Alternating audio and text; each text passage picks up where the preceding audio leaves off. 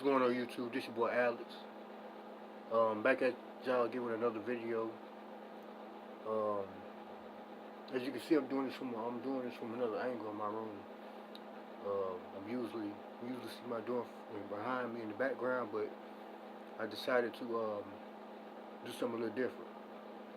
But anyway, um, I want to come to y'all. I want to talk to y'all about, share my testimony with y'all about how I came to Christ, about how I started doing this preacher thing on you here on YouTube. Um, I was about, I think as I was growing up, I was in and out of churches. I was, I really didn't like church. I really hated church. My mom and dad, they, came up in the church. They've been going to church for years. Um, I really didn't like church. Church really wasn't really my thing back then. Um, I wanted to be in the streets, in the gangs. I wanted to hang around my homeboys. I wanted to chase women. I wanted to do everything that they did. I thought I was big and bad enough to do. Which deep down inside, I knew I was a better person than that, but I didn't want to believe it. I think as years went on, I started saying I can't wait till I turn 18 so I can, get out the house and, experience the world, and so I can come and go when I want to, and ain't gotta listen to nobody. But that wasn't the case. I mean, I'm gonna say it like this. You ever you ever had a bad taste of something, and once you get that bad taste of something, you don't want to taste it again, or a bad drink or something, a bad taste of food, you don't want to taste it again. You get a little taste of it, and after you get that little taste of it, you don't like it. You don't want to eat it again because you don't like how it tastes. Well, that's kind of how it was with me. I wanted to, I think down the years as I was coming up, like 10, 11, 12, 13, 14, 15 years old, I wanted to, like, hang out with, in the streets and stuff like that. I thought that, was about when you're grown, you can basically hang out and do what you want to do and come and go as you please and stuff like that. But later on in life, it was like I was trying to be something I wasn't, and I wasn't being successful at it. In school, I wouldn't say I wasn't a bad person. My mom never got a phone call about me acting up, but in school, I wanted to be like my homeboys. I wanted to chase the women. I wanted to focus on women. I didn't want to I wasn't focusing on my schoolwork. I wasn't focusing on nothing but, just, being, bad and doing what I wanted to do. I mean, I dressed nice going to school. Don't get me wrong. In high school, I dressed nice. People used to call me um, Snoop Dogg, Ludacris, all the crazy names. I had friends, but I just stayed to myself. People really knew. Most people really didn't know because I stayed to myself. Um, as time went on, I think I was about 14, 15, 16. I wanted to get out there and experience the world. I was so curious about what the world was like. Um, I never had a real, serious relationship-wise. I never had a heartbreak. I never had nothing like that. Never experienced it really. I thought I experienced it, but I didn't. I wasn't a dating type in high school because of similar reasons. I thought I was trying to be a so-called player, but it didn't work out for me. I tried online dating back then. I tried all of that. It doesn't work out. It's a waste of time and money, like I said in my previous videos. But anyway, as the years went down, 14, 15, 16, 17, I was wanting to roam the streets with my homeboys. I called myself being a blood and throwing up gang signs, which I didn't know what I was doing. I wore the colors. I wore red all the time. I wore red so much in high school. People actually thought I was a blood, which I wasn't. I had wore the beads. I had like they red, white, and black. I had wore the beads, the bandana. I had kept the bandana hanging out of my right pocket. Most of you people that's been in gangs before know what I'm talking about. I wanted to do everything I've been bad enough to do. 16, 17, up until I was like 19. My sister, she led me to Christ. My sister and my mama led me to Christ because I was 18. I was had reunited with my brother, and me and him had started kicking it for a while, and stuff like that. And I started having trouble after I, reunited with my brother. I started having like family trouble, so I kind of cut them off a little bit. Um, age 19, um, I was kind of still in the word a little bit, but it's kind of to the point to where I just didn't want to live that kind of lifestyle no more because I wasn't getting nothing out of it. I wasn't, it was like it was pointless. I wasn't getting nothing out of it. And my sister came in my room one time. I was 19 at the time. This was back in 2011. And she came in my room and she gave me a gospel CD. Because at the time I wasn't even going to church. And I played on my radio, and it was just called Lord, I Lift Your Name on High. And as I was listening to it, it kind of got in my spirit, and I kind of was teary out a little bit. And she found out what I was crying or whatever, and she was like, "This church music hitting me." And me and my mom was texting at the time. Back then, she had a phone, she could text, and she was texting. We was texting back and forth, and I told her, come Sunday, I'm going to church. I'm getting saved. I'm giving my life over to Christ. And she said that's a good thing. She was proud of me and all that. Until I couldn't do the lifestyle that I was living. I wasn't really living the thug life, but I wanted to. But anyway, I think it was that Saturday I told her that, and then no, matter of fact, I told her that I don't want to live the lifestyle no more. And then that Sunday we went out with the church. I told my sister. My sister told my mama that I wanted to get saved, start going to church and all that. She kind of, I think, at least she thought I was playing, but I was serious. And when the pastor, which the church I'm going to now, I've been going there for about almost 10 years now, and the pastor that's over the church, he did altar call and was like, if you're not saved, come up to the altar. I went up there, and I told her I wanted to join the church and get saved. They gave me the right hand fellowship and all that. And from then on there, I've been spreading the good news of God. I've been doing what I'm supposed to do.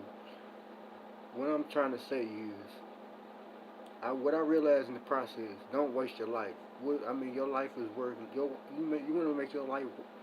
You want to make your life count for something. You don't want to sit here and you don't waste 40 years of your life smoking and drinking and partying and laying up with different women and men and all this and that. And your life is, your life is worth something. Don't sit here and waste your life because you only get one life, but still, you don't want to waste your life.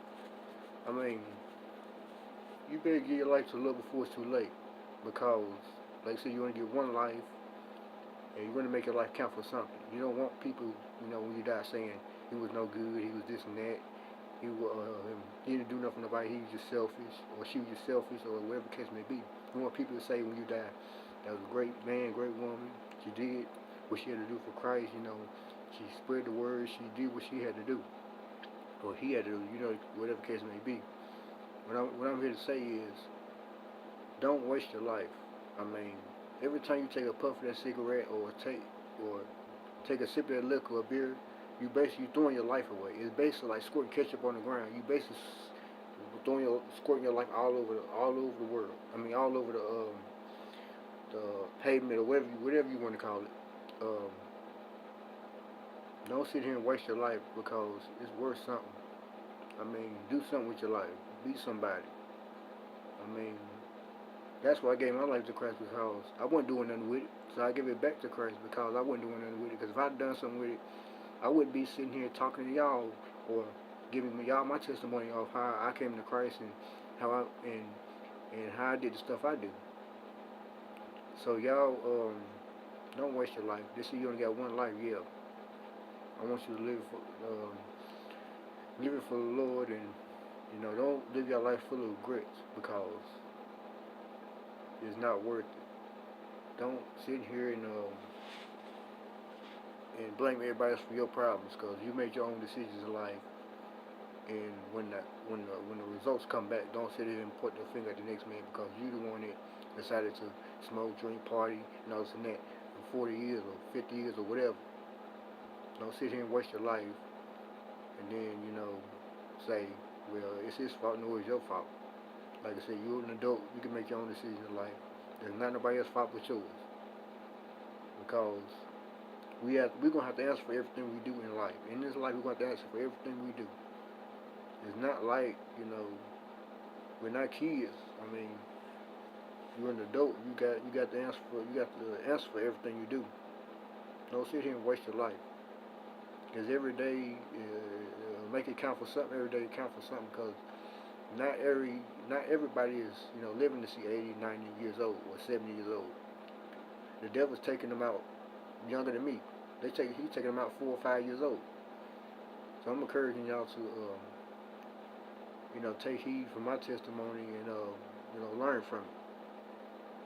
This may not be the most powerful testimony or the most powerful stuff you ever heard, but this is how the this is how I got saved. I mean, I got tired of living the life I was living, and I say, when I was 19, I was between Needle and Haystate, and I was like, what am I gonna do with my life? I mean, I had a little job at 18. I was working at this little small building called Ollie's Bakery, making about $8 an hour. I wasn't going to work. I was lying to calling in saying, making excuses. And I wasn't. I was going in. I was stealing time. I mean, I was outrageous. I was trying to be outrageous because I wasn't going to work. I wanted to hang out in the streets. I wanted to do this and that and third. It all boiled down to it. I mean, don't waste your life. I mean, be the best you can be. Don't focus on nothing else but yourself being the best you can be. Because that's the only thing that really matters, being the best you can be. You ain't going to please everybody. You ain't going to die every hour and cross every T. But, I mean, be the best you can be. Because this life is like shooting the winning shot in a basketball game. Make that shot work. Make that shot count work for something. Make that shot count for something. And when you shoot that shot, when you go for that layup, that basically means you. That basically let me explain it like this. Based on that shot, it's depending on whether you make it or not. The shot is based on your decisions you make in life. Basically, what I'm saying. When you shoot that free throw, when you go up and shoot that three, that's called the decision you make in life. Like you shooting that three, it's the decision you make in life, and as it goes up, up, up, it determines your decision. Like, will determine whether you making it hell or heaven. It determines whether you making it in heaven because as you shoot that three, it's gonna determine your decision. Like, will determine whether you making it heaven or not. That's basically what I'm saying. So make it count. Make it count for something. Your life count for something. Because every time you go for that when you go for that three, that layup, that three, that's basically that's basically the decision you make in life, and by it going in, will determine whether you make the heaven or not. I mean, it's just the decision you make in life. That's determine your future. How, I always say it. I say it on Facebook. I used to say it on Facebook. Um, Hold on, let me get it together.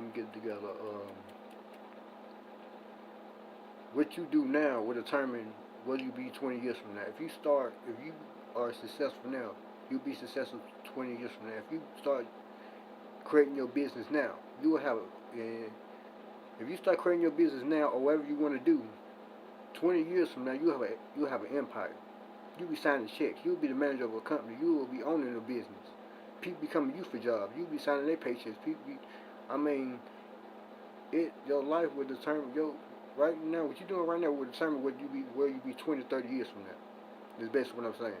So don't waste your life, and don't be out here, smoking and drinking your life away, and just do the right thing. Love on people, and just be the best you can be. Because everybody is somebody in this life. You are somebody. Don't let anybody tell you ain't nobody. We all are somebody. If you want somebody on this earth, God want to put you here. And the reason why I say you are somebody, you're somebody's brother, cousin, you're somebody's big cousin, uncle, niece, nephew, or whatever the case may be, man or woman, don't really matter. You are somebody. So don't let anybody say you ain't nobody, because we all are somebody. So I'm encouraging y'all to take heed to this message and just take it in and take notes off of it. Because do not waste your life. If you're not doing nothing with your life, give it to Christ, and I guarantee He will do something with it for you. He will have you working, doing stuff for His glory. So I'm advising y'all to y'all stay encouraged, continue to press and strive on. Don't let anybody tell you can't do nothing, because we can do all things through Christ that strengthens us. So I wasn't gonna post today, but I said, hey, um, God has done so much for me. I might not have much. I might not have, a fine house. I might not have a car and all this other stuff, or flashy jewelry or fancy clothes or stuff like that. But I thank God for the stuff I got, because He say, be thankful for the little stuff that you got, because if you thankful for the little stuff, then He'll bless you with the big stuff. He say, if you be faithful over many, I'll make you rule over much. So will you be faithful over the little things you got now? If you take care of it is the best way you can. The little stuff you got, I guarantee He'll make you rule over. He'll make you rule over much. He'll bless you with more stuff than you can even imagine. So I ain't gonna take your head off no more. I'm gonna get off of here. If you do stop by my video and watch it, that lets me know that you do want to do something with your life. So I'm encouraging y'all to stay blessed and keep your head up. Don't let anybody say you ain't nobody, because you are somebody. If you what, you wouldn't be on this earth. We all are called to do something. We all have a job to do, whether we know it or not. So y'all stay encouraged, and y'all be blessed, and I'll see you in the next video. Peace.